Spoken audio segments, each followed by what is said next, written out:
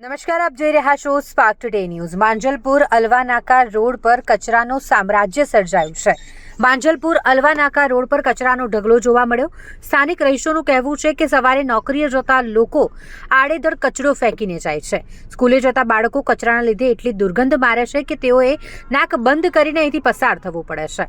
આખા રોડ પર કચરાના ઢગલા ફેલાયેલા છે। કોર્પોરેશન કોઈપણ પ્રકારે ધ્યાન નથી આપતું અને કચરો ઉચકીને પણ નથી લઈ જતા તેવા સ્થાનિક લોકોના આક્ષેપો છે। તેઓ દ્વારા માંગ કરવામાં આવી રહી છે કે કોર્પોરેશન આ રસ્તા પર ધ્યાન આપે અને વહેલામાં વહેલી તકે કચરાને ઉઠાવી તેનો નિકાલ કરે। હલવાઈ નાકા, જેડીસી રોડ, સાંઈબાબા ટેમ્પલ અને બાપુજી મંદિર અને આ રોડ પર એટલો કચરો પડે છે। કોર્પોરેશનવાળા ઝાડુ મારવા આવે ને તો ગાડી ખાલી લઈને જાય અને વારવાવાળી આવે ને ખાલી ડબ્બો હાથમાં લઈને ફર્યા કરે છે।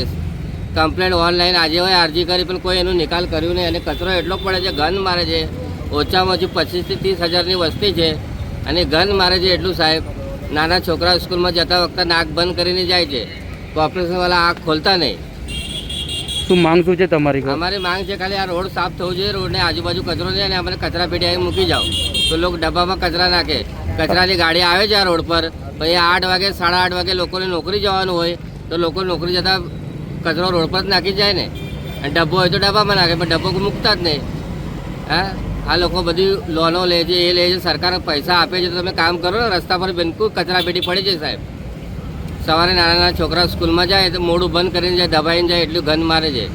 કોઈ જોવા આવતું નહીં અને ઓનલાઈન અરજી આજે કરી છે સાહેબ કોર્પોરેશનમાં પણ કોઈ જોવા આવ્યું નહીં। શું નામ છે આપનું? મારું નામ દીપક।